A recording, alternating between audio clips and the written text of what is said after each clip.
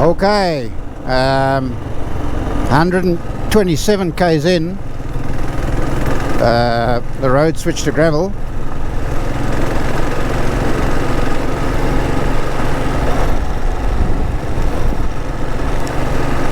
Which means, of course, I drive a lot more cautiously. It just slows everything down completely. So 127 k's in from Sehitwa.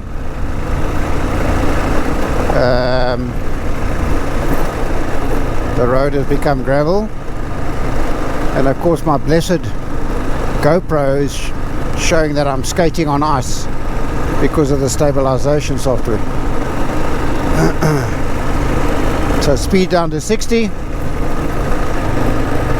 You never know when a little stone is going to kick your front wheel, and it's just, or a rut.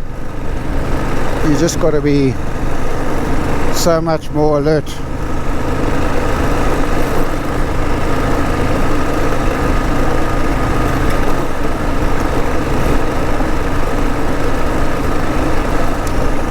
And to think I was relishing the thought of riding on gravel roads. I don't know what was in my head.